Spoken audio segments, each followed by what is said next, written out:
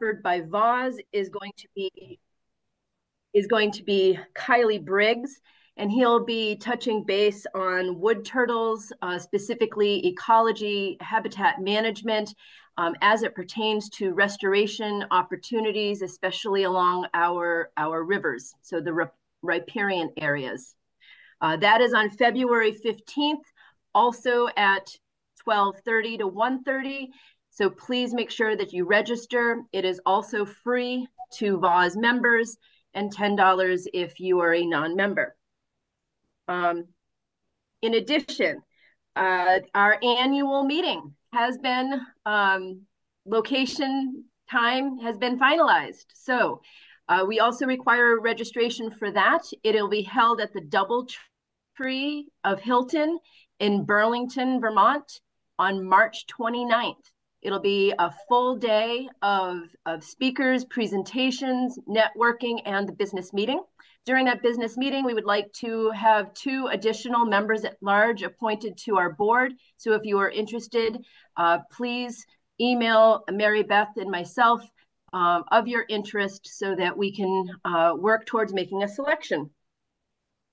Lastly, Happy World Wetland Day, which is celebrated worldwide on February 2nd with a theme that is chosen by Ramsar with the Wetland Convention. This year, it is about how wetlands promote the health and well-being of humans, and this group certainly understands how that comes about. It is also Groundhog Day, and word on high is that he, Puxatani, did not see his shadow, which means that we will have in early spring, which makes this presentation even more relevant. And Jim Andrews will be providing our presentation. For those of you that don't know him, he's best well known for the setting up and management of the Herpetology Atlas of Vermont. Some of us have taken classes with him. He works at UVM, and he has any variety of presentations workshops that he's offered for conservation commissions and others. So without further ado, I will open it up to Jim Andrews. I will monitor any questions that are put into the chat. We can ask those questions during the presentation with time allowing. And once again, if you have not muted yourself, the bottom left-hand corner is the mute button and the stopping of your video. And that's also how you access the chat button. So thank you very much, Jim, for joining us, and take it away. Thanks, Zapata. I'm going to talk about vernal pools and the critters, my critters, the reptiles and amphibians in Vermont that use them. First, I want to just, do a little background here again on vernal pools. Here's a pretty typical looking vernal pool, no emergent vegetation, woodland, in a woodland, maybe a gap on top of a mountain or in a saddle between a couple ridges. I mean, they could be in a lowland, it could be a floodplain vernal pool, but this is the type I usually visit in deciduous woods. And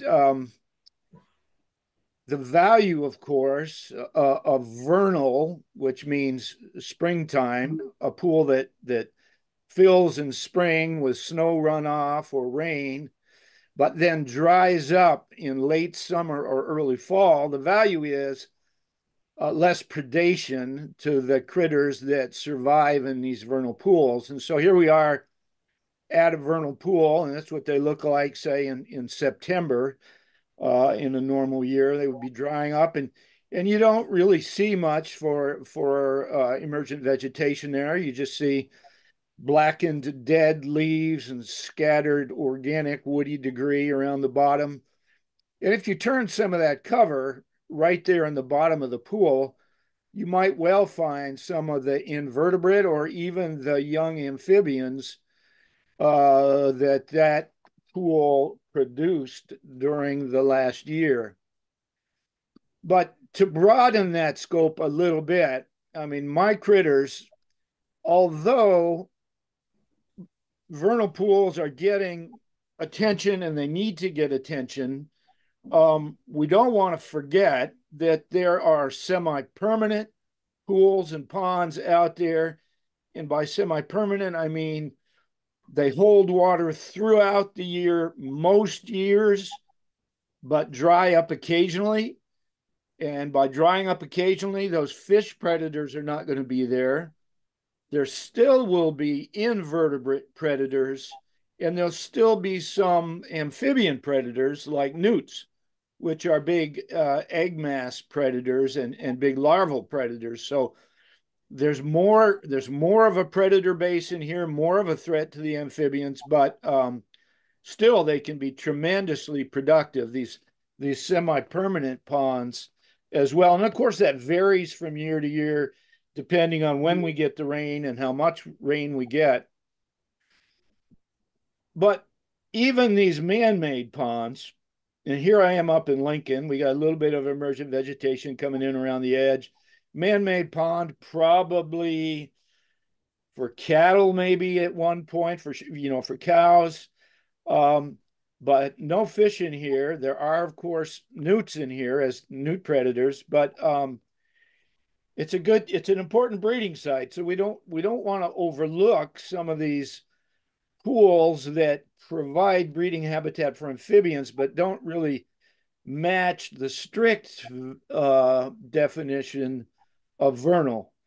I should have thrown in there a little bit more on the definition of vernal. No permanent inlet or outlet, fill in the spring, and usually dry by the end of the summer.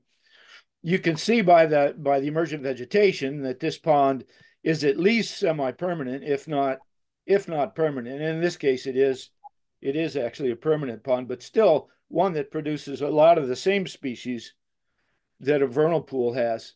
And sometimes we have to use this term vernal pool habitat, and we got to be thinking about this because some of the spots that really generate huge numbers of wood frogs and blue spotted salamanders are really little pieces of vernal pool habitat that are tucked along the edges of larger wetlands. This is Shelburne Pond, and I don't know if any of you have been out to the springtime crossings that take place here, but there's some very large crossings in the spring from the uplands where the amphibians are spending the winter down to these little pockets, or later on when the adults are moving out, or later on when the young are moving out. And for blue spotted salamanders, they may be moving out in fall. They may stay in this area much of the summer and then move out in the fall. So we got connectors here where there's a lot of activity. But the main point I'm trying to make here is that you can think of the margins of some of these big permanent wetlands as a series of little vernal pools that dry out. Sure, they dry out later in the year as the pond levels drop, but they're not really what you would normally think of as a vernal pool, but they can generate a lot of amphibian life. The place where we have in Moncton, where we have our only amphibian crossing in Vermont, though there are quite a few of them in the Northeast and in Quebec, but our only Vermont amphibian crossing is here, and this is Huizinga Swamp, and we would never talk about this as a vernal pool, but the edges of this wetland have lots of vernal pool-like habitat that is breeding habitat for a tremendous number of amphibians that are moving into and out of the edge of this wetland. So we should be thinking about not only vernal pools when we're talking about reptiles and amphibians, but vernal pool habitat and other sorts of semi-permanent and permanent ponds that may have low predator numbers that really generate really huge numbers of amphibians in the spring. So the really typical species when we're talking about a vernal pool, and what some states use as their indicator and would even refer to as obligate, but that's really not true. Wood frogs are not obligate to vernal pools. They can breed in permanent ponds that have relatively few predators and be quite successful. But this is the species of amphibian that is most sensitive to predation. And we'll talk about some of the reasons why later. Wood frog, black mask, brown frog, these things are called dorso back, lateral side ridges. And this is a useful field mark for amphibians, I should say, for frogs, and helps you to identify some of the species. Some species have this ridge. Some species like bullfrogs and spring peepers do not have a ridge, so that makes them easier to identify. Notice here that this is a tremendously widespread species in Vermont. Wherever you have a combination of woodlands and scattered pools or even permanent ponds, then you should be able to support some wood frogs. We didn't have records up here in Newport Town for a while. We filled that in last year. We're updating our maps this winter. But that was frustrating to look at that one town where we didn't have a photograph. And here, of course, where we have to update a photograph. Wood frogs, one of 4 species, really kind of cool because they actually freeze in the winter and spend the winter in the woods, in the leaf litter. And here's right where this guy spent the winter. And I uncovered him in the spring. He was covered with leaves, and that's it. And I point this out for a few reasons. One is my concern that with climate change, we have these periods, short periods of what look like regular winter, and then we get a rain and we lose our snow. And then if it gets cold again, we have removed the insulating blanket of snow that was protecting these overwintering frog species.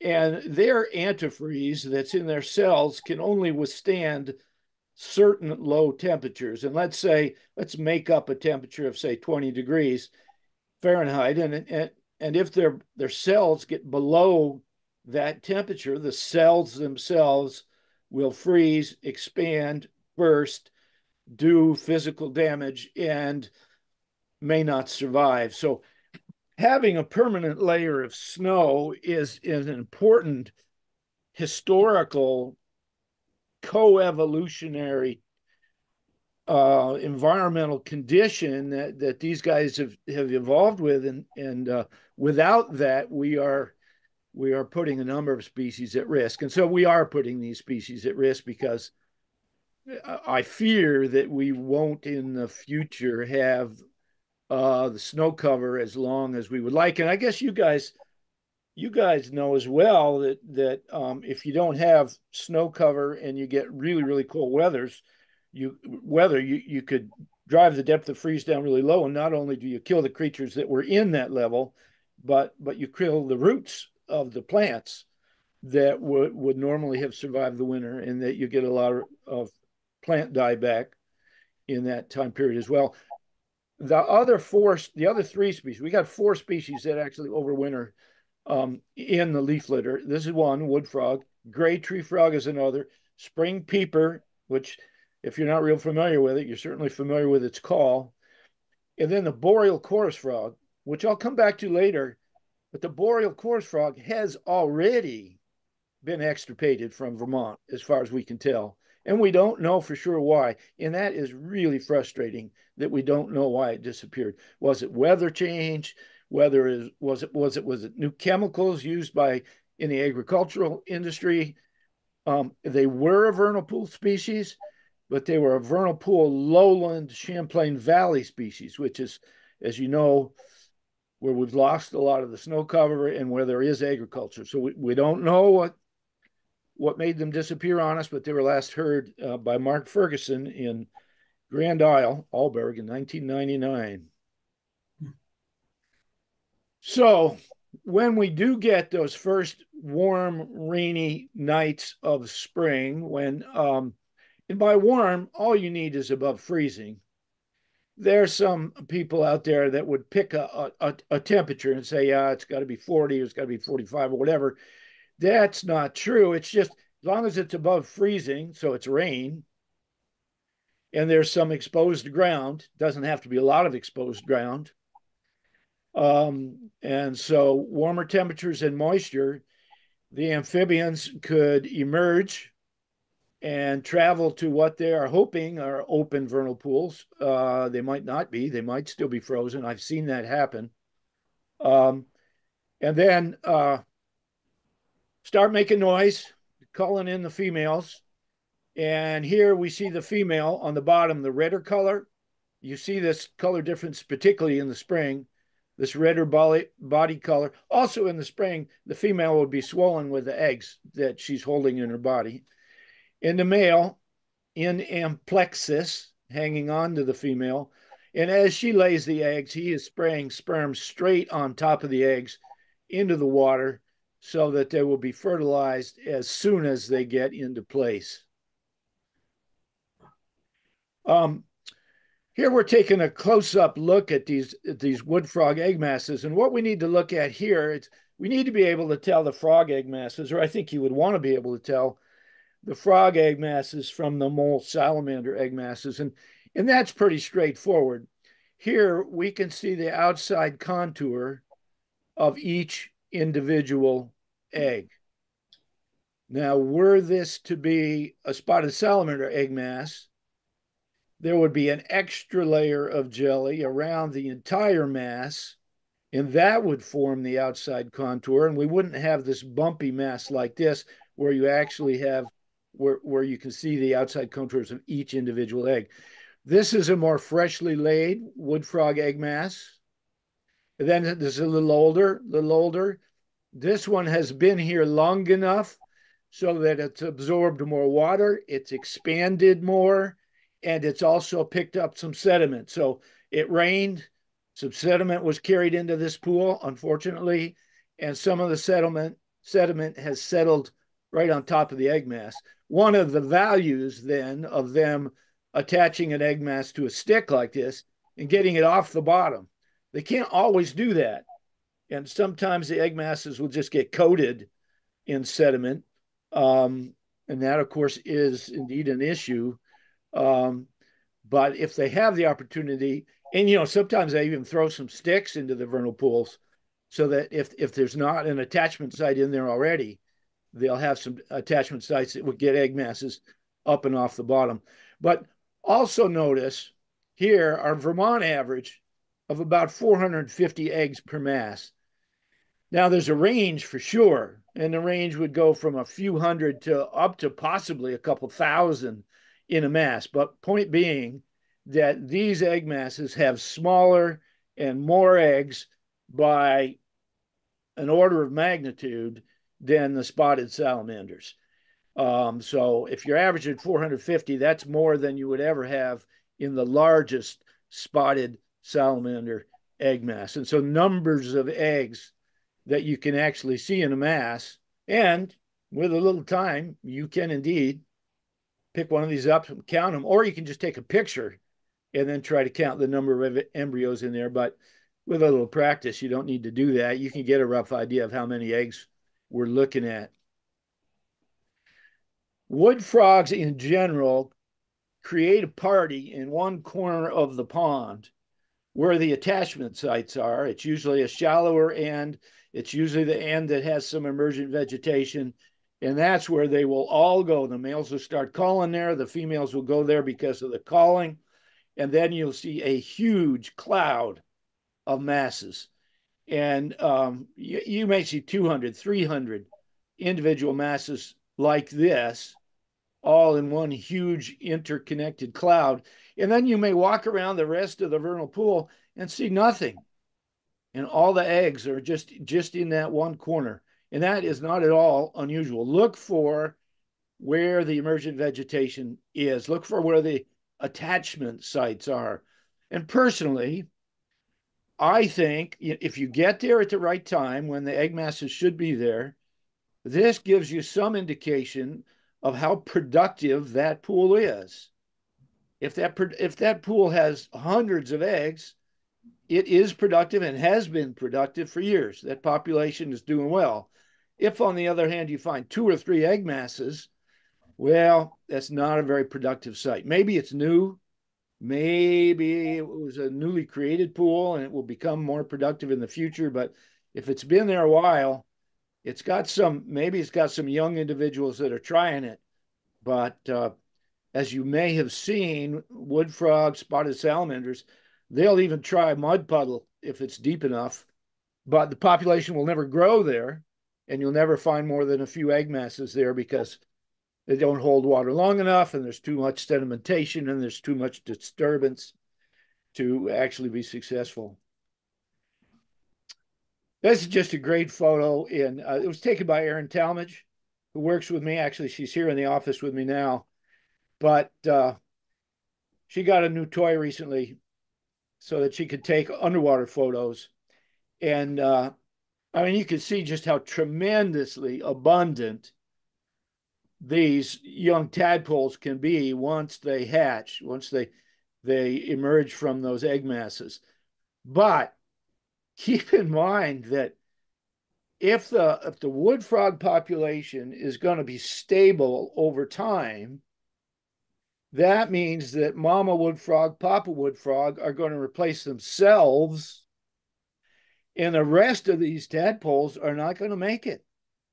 And that's true. Most of these tadpoles are going to be food for predators in the egg stage, before they got to the tadpole stage, in the tadpole stage, or in the young frog stage before they make it through the first winter. If they make it through the first winter, they're a lot more likely to continue to survive into the second year, and their chances get better year after year. But this is a huge food source and nutrient distribution system to the environment around those pools. These guys are taking the nutrients of the pool and then entering into the bodies and into the ecosystems around that pool and up to some distance. So now hopefully if that pool holds water successfully through mid-June, then some of these wood frogs, because they're one of the earliest to develop, will actually metamorphose, and you can see he's got a little tail stub still here. It resorbed or recycled all that material, protein material that was in its tail, and used it to build the body. So if it made it through mid-June, it has a chance if there was enough food and if the water was warm enough. Those are both critical. If the water's cold, the thing is spring fed, they're not going to develop that fast. These guys are ectotherms. So if their body's too cold, the physiological processes will be slower, and they won't be able to get out of that pool until mid-July, or even later. I mean, occasionally we see these spotted salamanders that actually overwinter and don't develop enough until the next spring to get out. But ordinarily, let's say you want these pools to be holding water at least until mid-June. Better still would be mid-July, and better than that even would be mid-August, so that we can make sure that more of these young have had the nutrients and the water temperatures to get out of there. But little tiny wood frogs, huge numbers if you happen to get there at the right time of year, smaller than a penny. But And keep in before mind you that, continue, Jim, I have one question. sure, Going back to the egg masses, yep. how many wood frog egg masses would you need to see in a pool for you to predict that it's considered a productive pool? Like more than 3, 50? Is it contextual? It is somewhat contextual. If that pond's been there a while, it's not a new creation, not a new man-made pond, that sort of thing, that might develop a population over time. If it's been there a while, I'm just throwing these figures out because I haven't been asked that question before, but if you saw, let's say, fewer than 20 egg masses, I would call that not very productive. If you saw 100 to 500, then you've got a really productive pool. If you see 2 or 3, it hasn't been successful, and probably won't be if it's an older pool. Great, thank you. You bet. So, other than fish and newts, there are hordes of other predators in these pools and ponds. the ones that we see, we're looking here at the ones that we see the most. I mean, the predaceous diving beetle, we catch that one often with the white rim around its shell. Predaceous diving bug, which is one scary looking creature. That one can even this one takes little bites out of the amphibians. It's just a little biter. This one actually injects digestive fluids and then sucks the digested insides of the frog out. And so you're just, or salamander or whatever it is it's feeding on. So you just leave the skin. This one, it looks kind of like a walking stick, is another belastomid. It's another one. It's a bug that injects digestive fluids. And theoretically, they can do that to you, though we certainly handle them a lot, and we've never had them try that. But theoretically, they can pump some of that digestive fluid into you. And then just regular dragonfly larvae of many species are big predators. But really, this is the predator that we see most often. And I think some people probably don't realize how big a predator the newt is. And if you have a permanent pond, you could have huge populations of newts. If you have a semi-permanent pond, then you're likely still to have some newts, and you might even have some in a vernal pool, but you'd be far fewer. And how is this due to predator? Well, they just burrow in. Look at this group of newts burrowing into a wood frog egg mass and eating the embryos. And you could see a wood frog egg mass surrounded like this with 10 or 15 of these newts picking away at it and eating those embryos. Now, in their defense, if you got enough wood frogs so that you have those big clouds, those big masses of 400 or 500 egg masses, they can still be successful even though the newts are there. So the newts take a quarter of the eggs. They still can produce young. And I should mention, even if there are some fish in a permanent pond, the fish may not be carnivorous. They may be little algae scrapers. There are certain types of fish which will eat the larvae and will eat the eggs, other types of fish that won't. And even if there's fish in the water body, there might be vernal pool habitat around the edges of that marsh where the fish don't get very often, way back in the cattails, and the amphibians can breed pretty successfully there. So, I would call that vernal pool-like habitat. It's not strictly a vernal pool, but it does produce some of the same amphibians. The newts themselves lay single eggs in the water. And so you'd have to look really hard to find them. And it would be way easier to see the newts than the egg masses. So I don't talk so much about the eggs of the amphibians that lay single eggs, because in their case, it's just easier to find the adults than to look for the egg masses. Now, here's another typical statewide common, although not everybody has seen them, and this is definitely our sexy megafauna of the amphibian world. People love this creature, 7 or 8 inches long, could be 25 years old, long lifespan. It's just really a neat creature. You can handle it, you can look at it, and actually I recommend that to people just so that they can have the experience of hopefully making a connection and starting to care about some of these cool creatures that are coming out of vernal pools or coming out of ponds that they didn't realize were in there.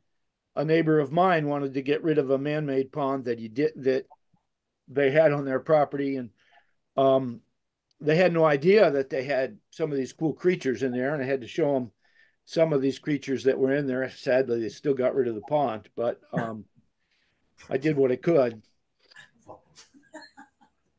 So here we have what we call a breeding congress of spotted salamanders. These guys, they just pour down the drainages like the rain in the spring coming down those drainages. to their pools, their breeding pools, and they're usually their traditional breeding pools, though there are clearly some scouts out there that settle into new ponds when they're created, but it takes them longer to find those ponds than it would take a wood frog. One of the advantages a wood frog has is that it sings. And if it wants to move the party to a new beaver pond that didn't exist before, it can make a lot of noise and tempt the females over there. These guys can't do that. And so tradition helps. Having the party in the same place helps, and it will take them longer to colonize a new pond. So if you're there at night when they're actually breeding there, you may find groups of 10, 20, 30, 40, a whole group of these, a breeding congregation of these spotted salamanders in one spot. And they do have lungs. This particular salamander has lungs. So this guy, I'm saying guy because I can see the swollen cloaca here. This guy's coming up for air. He's going back down to the party. Now, what they're trying to do is impress the females. And if they do get the attention of a female, they will try to lead that female slightly away from the party and deposit on the bottom of the pool a spermatophore. And so often when I am visiting a pool and it's a little early for the eggs, I'll still see the spermatophores. I'll see all these little white spots.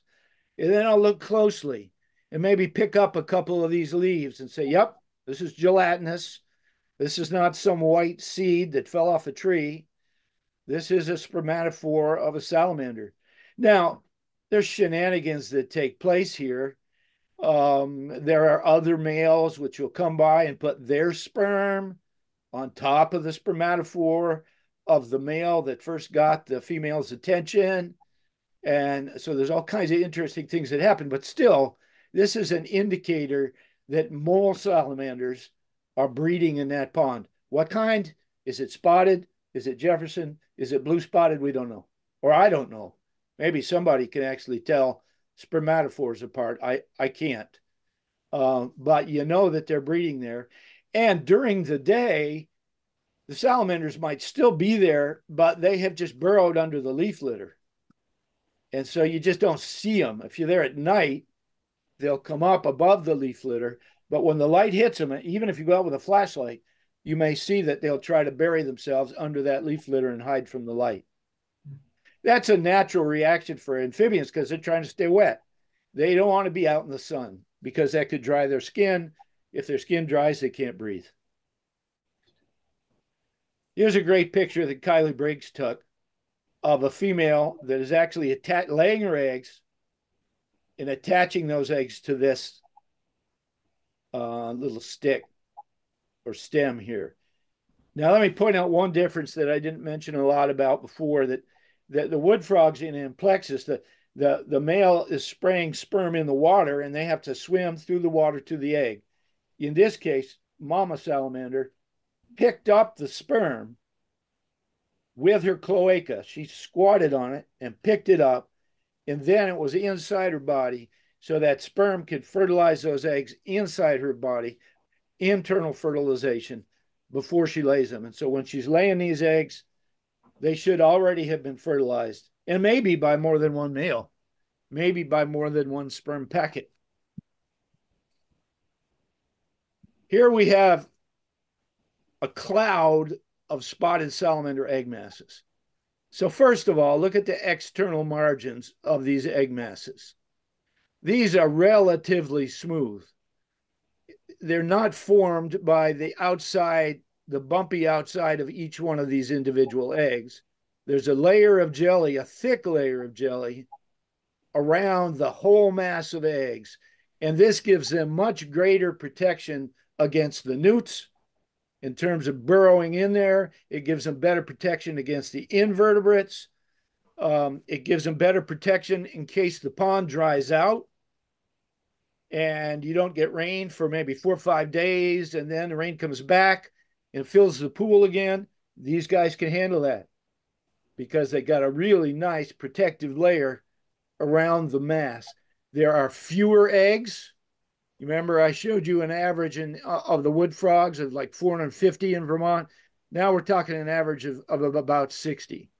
Now that may vary. I mean, there could be a few individual eggs that got dropped, and there might be a mass as big as 250. But on average, about 66, exactly 66 in terms of that overall average, in Vermont, eggs in a mass, as opposed to 450 or more.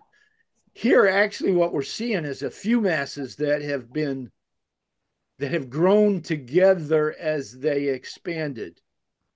And so they merged. We got a mass and a mass and a mass. But look at this. There was clearly a party here. Once again, taking advantage of the part of the pond with the emergent vegetation or the pool. And we're seeing some fresh eggs. We're seeing this white stuff.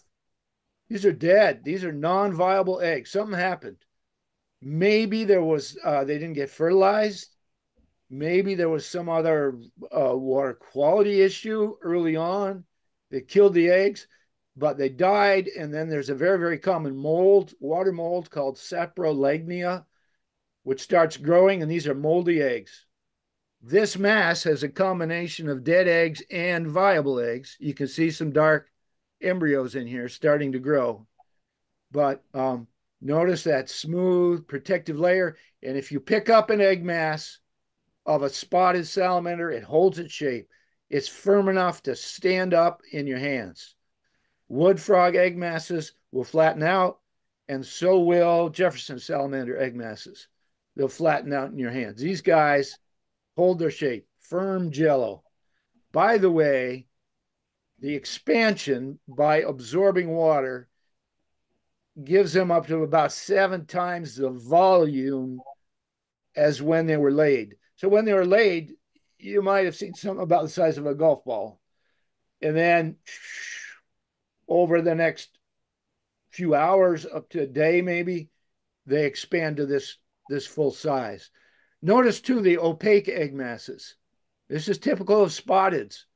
Some have them, some of them have different proteins in them, which just create an egg mass that is very, very difficult to see through. It's not harmful. It doesn't mean they're dead. It's not a problem. It's just different. Also, if there's a lot of iron in the water, they may look reddish. If there's a lot of algae in the water, they may look greenish. If there's sediment getting in, sadly, they may get covered over with a layer of brown sediment.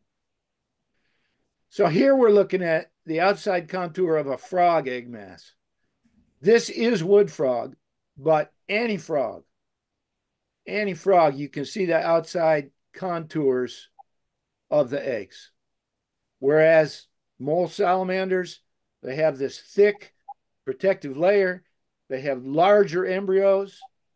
They have fewer eggs in the mass, more eggs, smaller embryos, bumpy mass, not as firm. Starting to develop. We're starting to see the little spotted salamanders. We're seeing the external, a little bit older over here. This one has emerged from the egg, and we see its external gills. Now, this confuses people sometimes because all salamanders will go through a stage when they have external gills. And some people who should know better will think, hey, this is a mud puppy. Mud puppies always have external gills. They never lose them, and so even the adults have external gills. And adult mud puppies are monsters, like 12 to 18 inches, and they do not live in vernal pools. They live in streams. But these external gills will lead some people to believe that it might be a mud puppy. Not so. All young salamanders have external gills. Some of them that lay their eggs on land lose their external gills before they even get out of the eggs. But those that are in water need those external gills to take in the oxygen that they require. And then hopefully, if that pond lasted at least till mid-June, better still mid-July, the young salamanders emerge. They become terrestrial. And you know, we give a fair amount of attention now. We have raised attention in Vermont so that a lot of people are aware of the spring migration to the breeding ponds, but they're not really paying any attention to when the wood frogs go back up into the woods, which is as soon as they finish breeding, they're back up into the woods. Spotted salamanders, the females, as soon as they lay their eggs, they're out of there. Their job's done.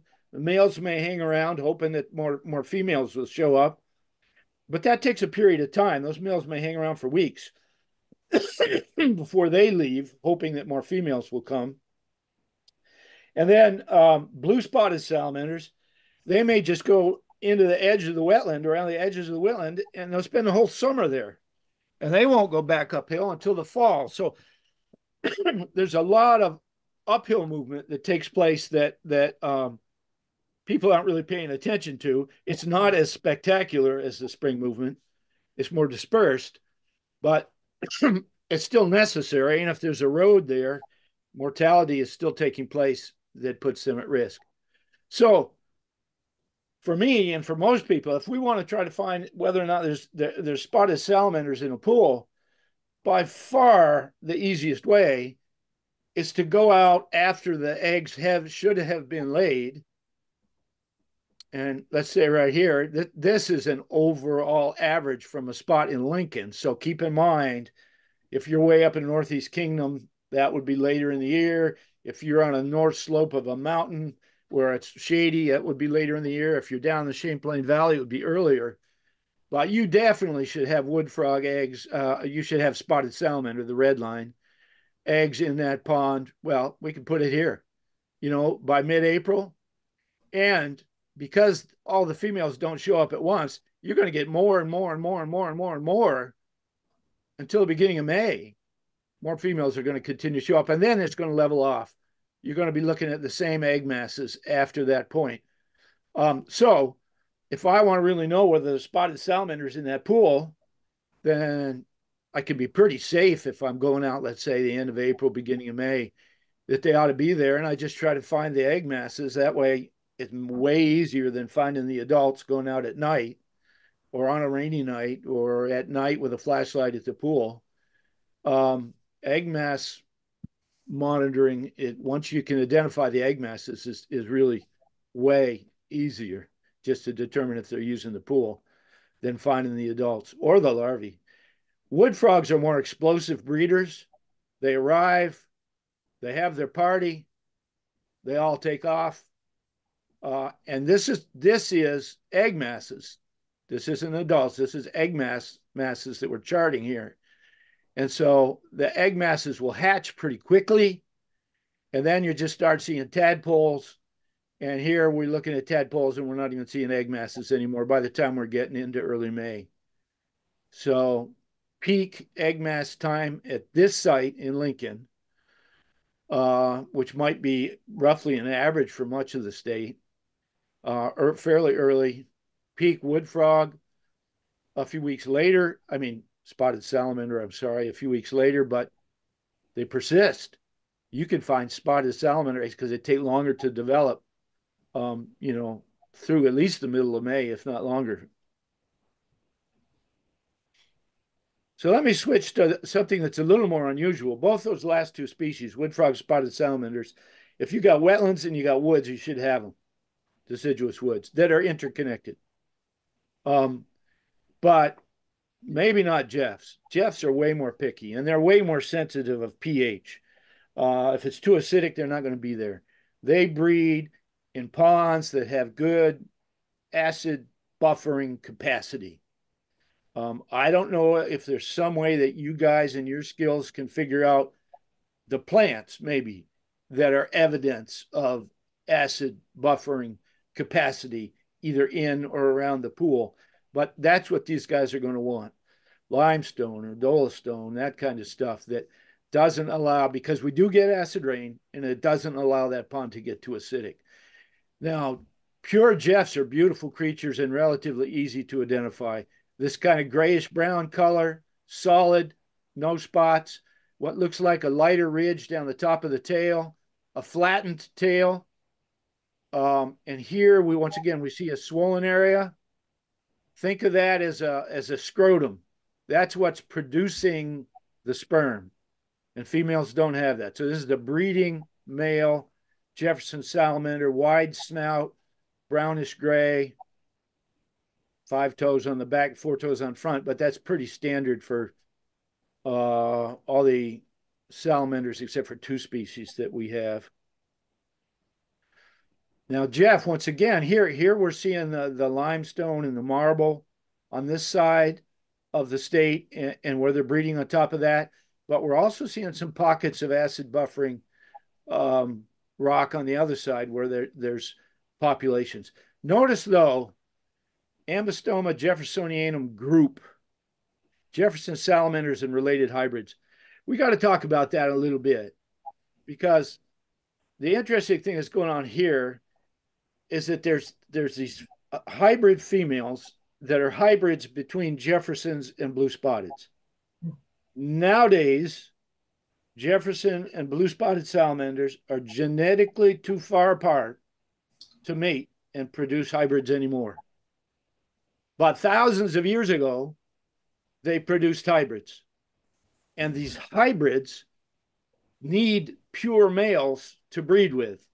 So you can have pure Jeff males in the hybrids that are hanging out with them, the hybrid females that are hanging out with them, or you could have pure blue spotted males and then the hybrids that are hanging out with them, because they're breeding. These hybrids have to breed with either pure Jeffs or pure blue spotteds. So you get these breeding pools that what I'm calling Jeff group. That means the male Jeffs are there and there's the female hybrids that are hanging out with them. And they primarily look like Jeffs. If you look at a spectrum, they look more like Jeffs than they look like blue spotteds. And with the blue spotteds, you got hybrids with them, lots of female hybrids with them, but they primarily look like blue spotteds and they use blue spotted habitat. And I'll talk a little bit more about that, but sometimes we don't know. Sometimes we don't know what we're looking at. Is there a question out there? Zapata, should we answer a couple questions? No, I think maybe Tim, your microphone looks like it maybe came off. So you can mute yourself by dropping your cursor down to the bottom of the screen, and to the far left-hand corner, you can click on the microphone to mute yourself. Thank you. And Kristen Rose, I think your microphone might also be unmuted. So again, if everyone could just check their microphones, that would be great. There is one question that came in. You can choose to answer it now or at the end. But Bill was asking, how much predation from terrestrial vertebrates do you encounter, including predation by mammals, birds, etc.? Yeah, we definitely run into that, and we don't always know who the predator is. There's some critter out there that eats the heads off spotted salamanders. And so we'll come up to a pond and we'll see all these headless spotted salamanders. And I don't know for sure who that is. A couple of the leading suspects are one of raccoons. There's frequently raccoon scat around the breeding pools.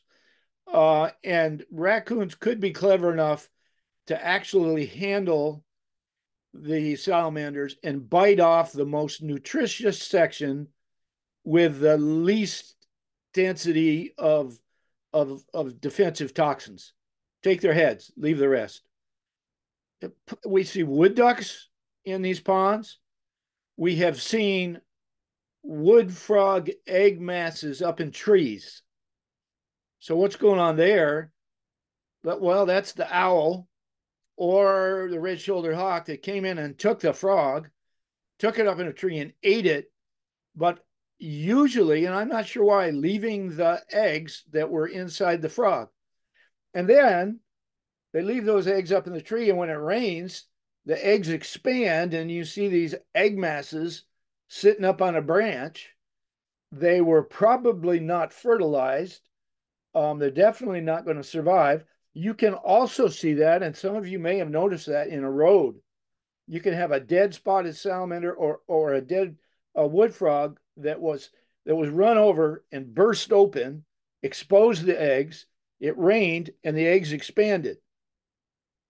not gonna survive, obviously. But so to get back to the question, yeah, there are certainly terrestrial predators. And raccoons, wood ducks are some of the ones I think of most often. Owls, red-shouldered hawk, broad-winged hawk, if they're back at that time of year, um, and others, mink, and others.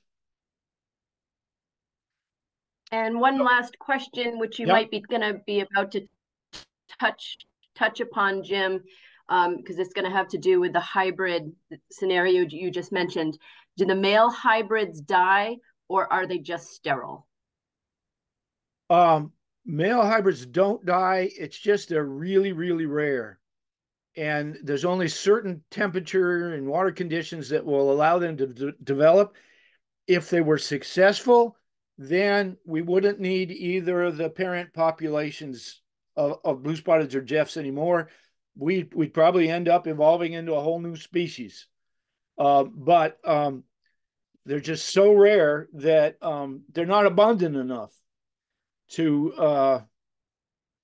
to replace the pure Jeffs or the pure blue spotteds. So that although the spotted salamanders are less sensitive to predation, and so you will see that protected egg mass more often in more often than say a wood frog in a permanent pond, and sometimes even one with fish, because they just have better protection. Um, but when we get to the Jeffs, they are nowhere near as widespread, and they seem to be a little bit pickier, not only about the bedrock, but usually deciduous woodlands, which would be less acidic anyhow than the coniferous woodlands. So deciduous, and I think of, and this is when I think of where I might find a Jeff, ridgetop, vernal or semi-permanent pools, rock or soil substrate with good buffering capacity, and usually below 2,000 feet. Now, I don't know why that is, but maybe the amount of acidity they get, maybe that's where the bedrock is, but rarely do I find these guys above 2,000 feet in elevation.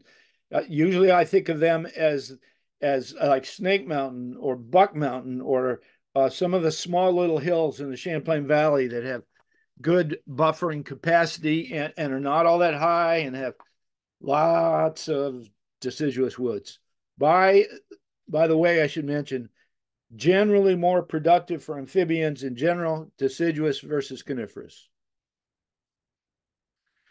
So here's Jeffs.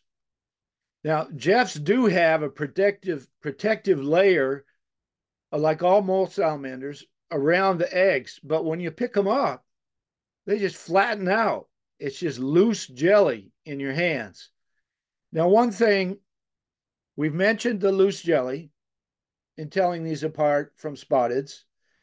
And we've mentioned, well, no, I haven't mentioned the other stuff yet. Fewer eggs on average. And here's another thing that I'll point out right now is that if you look at the individual embryo and you look at the distance, the size of the embryo, and you look at the distance between this embryo and the first membrane around the egg, there is very little distance here. It is way smaller than the diameter of the embryo itself. When you have very little distance between the embryo and the vitelline membrane, the first one, then that is evidence of Jeff versus spotted. Now, I think I followed that up with some other pictures. Well, I'm going to digress for a little bit first. The Jeffs generally lay a series of small, like 15, 16 eggs per mass, right along a stick.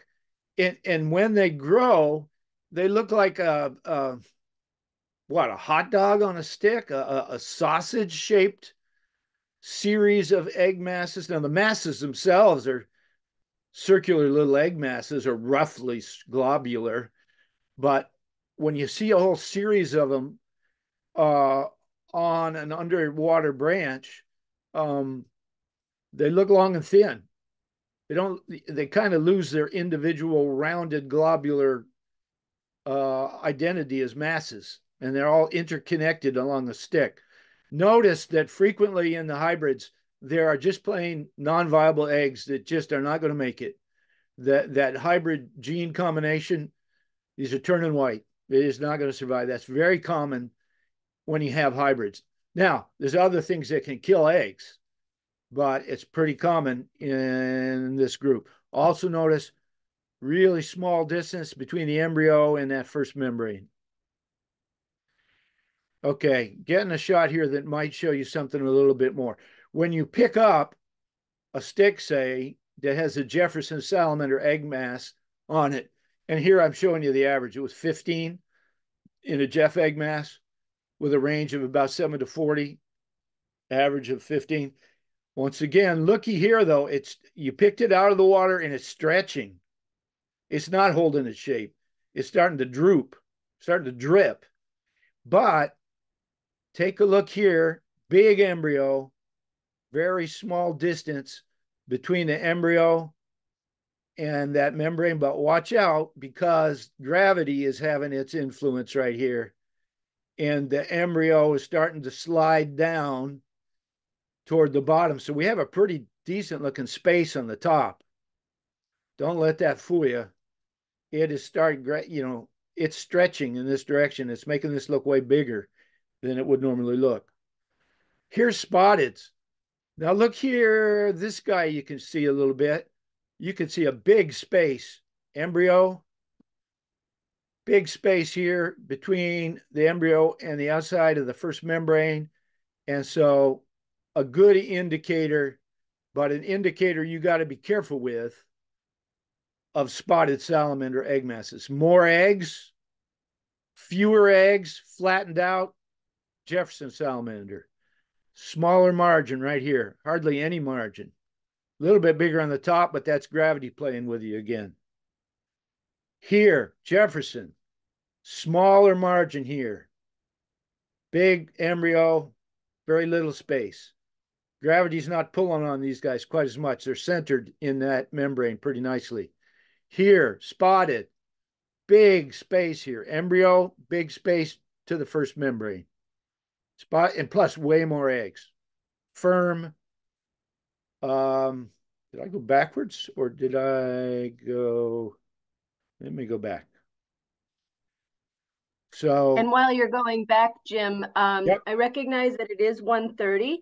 yep. And so for those of you that do need to sign off, I just want to thank you for joining us, and please check our event page. For those of you that are able to remain, and if Jim, if you can be happy to continue your Oh, presentation, yeah. and we'd like to be able to finish it, that would be great. Okay, and I'll try to pick it up a little bit too. Um, I'm known for talking a lot of detail. Blue spotted salamanders, single eggs. And is it black with blue spots? It's a blue spotted. Pretty straightforward. Now, unfortunately, this one is probably a hybrid, so we don't know for sure whether it's blue spotted or a blue spotted hybrid, but we can call it a blue spotted group salamander. Definitely a Champlain Basin.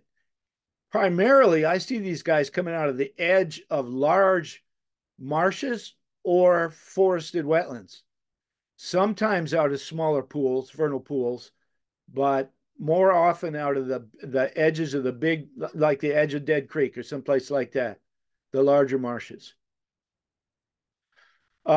Eggs per mass on these guys, if it's a pure one, one. We're not finding masses. You're just not going to see them unless you look really closely. If they're hybrids, maybe 2 to 4. But again, black, blue spots, in a little short, rounded snout. This is a pure Jeff, a more squared snout, longer, doesn't have those blue spots, got a nice flattened tail, long toes. Here's a hybrid. Gets tricky sometimes, and you won't always be able to tell a single female. You won't always be able to tell who they're breeding with. Are they breeding? You might have to just look at the habitat and think, This is more, it's better blue spotted habitat. They're probably breeding with blue spotteds. But blue spotted is really a small salamander. It's newt size. If it's pure, it's newt size. Whereas Jeffs are a much bigger salamander. This is a female Jeff, bigger snout, much heavier body. This is a male blue spotted. If we're fortunate enough to have some coarse woody debris in the pool basin that has moss, then we could be providing breeding habitat for four-toed salamanders. Now, in truth, it does have four toes, which is unusual on the hind feet, but that is not the easiest way to identify. Counting toes on little salamanders is not an easy thing to do, but it is a radically different looking salamander with a narrowing at the base of the tail where that tail will rip off if a predator grabs it. I call it the tear here spot. And then it gets fat. That's where they're storing a lot of energy in there.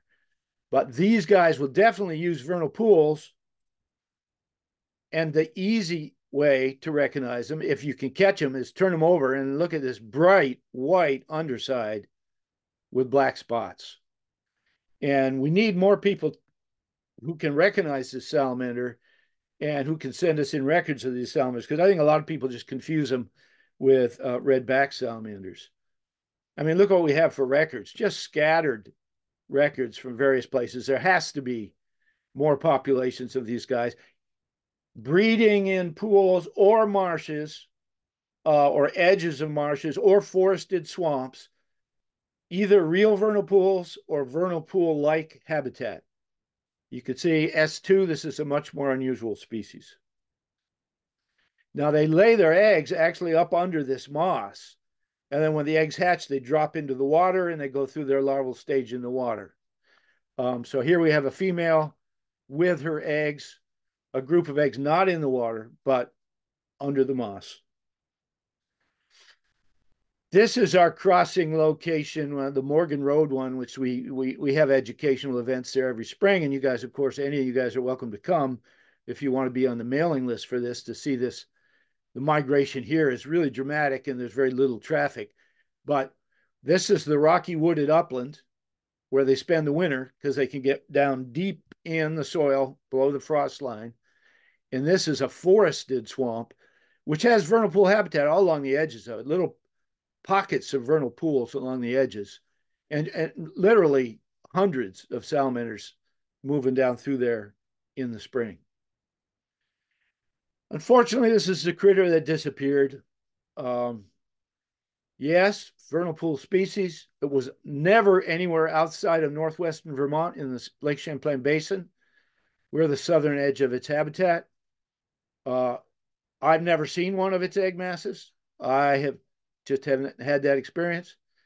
We have no Vermont data then. We have no averages, but they do lay egg masses. If we were lucky enough to find this little peeper-like creature with 3 black stripes on it, you will have rediscovered boreal chorus frogs in Vermont. Here's some of the places where it used to be.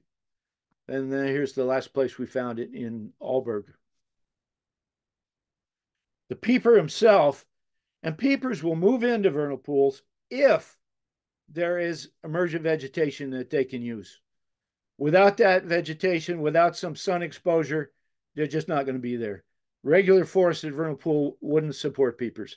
But if it's open around the edges or you have vernal pool-like habitat with cattails or sedges or grasses, then they'll move in. But not egg masses, individual eggs.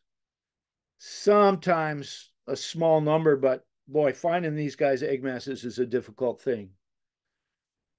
American toad will sometimes take advantage of the pools later in the spring, but you could tell their eggs, they're strings, long strings with the little tiny embryos mixed in, huge numbers, up to 20,000 eggs. And just they move around as they lay their eggs in amplexus, male hanging on to female, moving around. She's depositing her eggs and he's fertilizing them.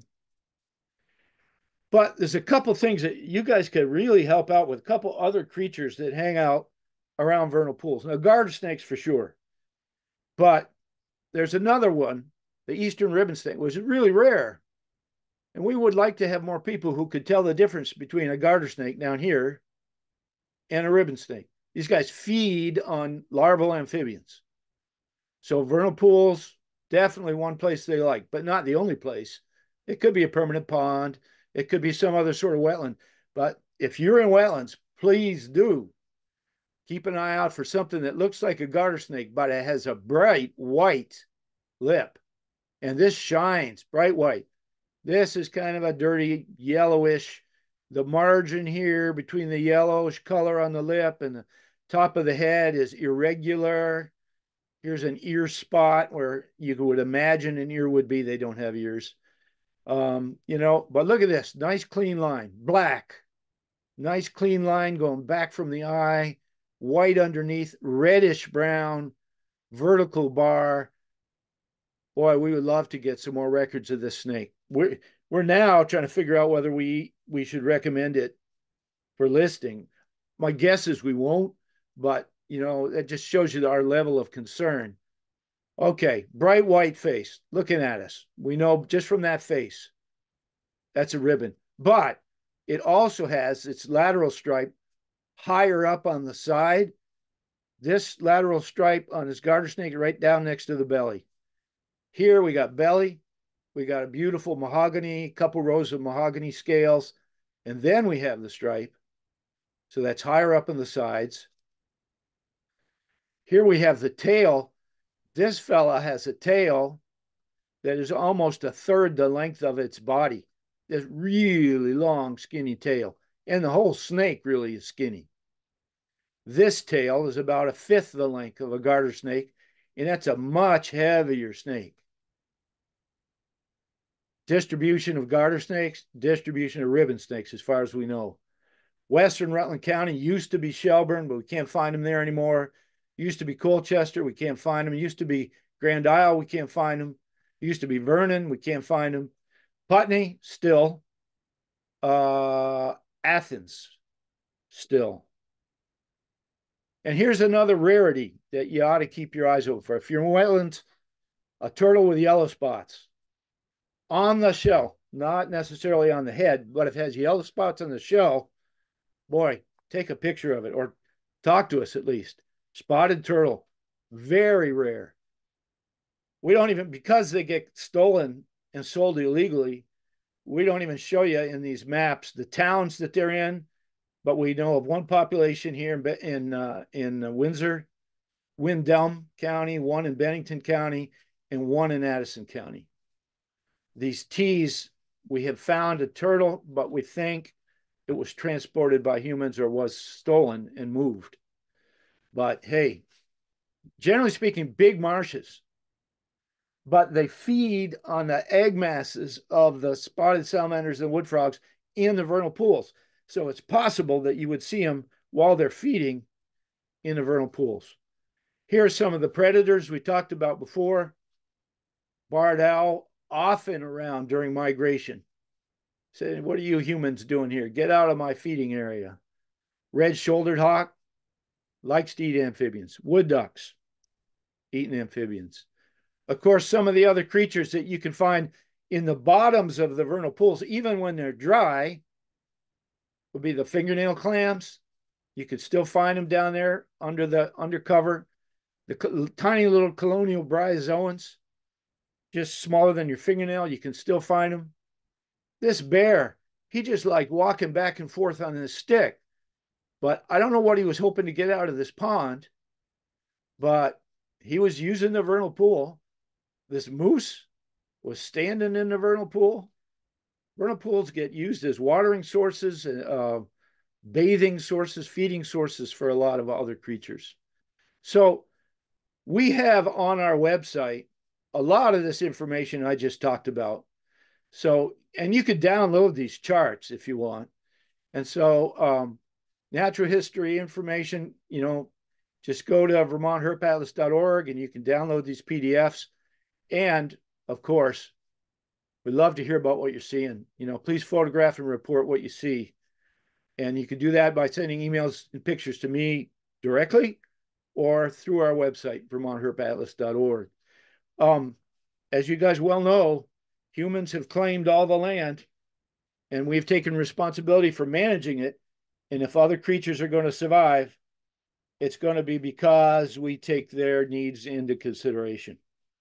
They're entirely dependent upon how we manage the land. So thank you guys for what you're doing. That's the end of my presentation. I am now into questions for anybody that's still with us.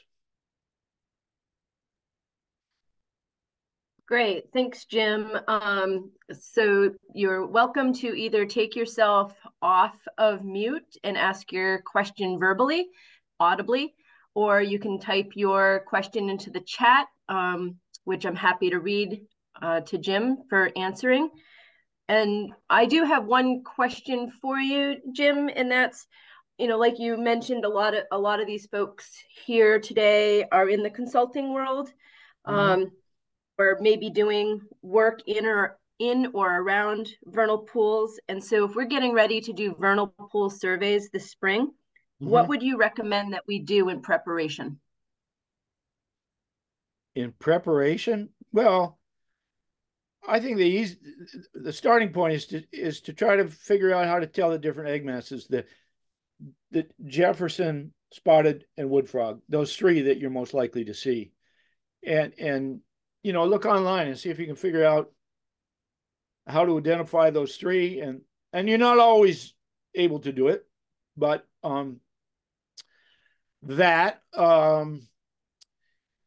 you get an idea of when the peak times are for those egg masses to visit those vernal pools, so that there should be egg masses in there. I mean, if you want, I send out these things. I don't know, Zapata, if you get my herp updates. I do. And if you're trying to get an idea when things are breeding, that could be helpful to you. Have they started breeding yet? Have they not? And you can sign up for those herp updates if you're interested. I send those out sometimes once a week, sometimes once a month, but whenever I feel like I have something to say, but definitely in the spring when things are breeding. And Jim, if they did want to sign up, is that through the Herp Atlas, or do they contact you directly at your UVM address? I would use my Herp Atlas address. That's really one that, I mean, UVM address works, but J. Andrews at vtherpatlas.org. And they could just send me an email and say, please add me to the list, and I can do that for them. Thank you. Yep. I'll put that information in the chat as well. Okay. Are there any other questions?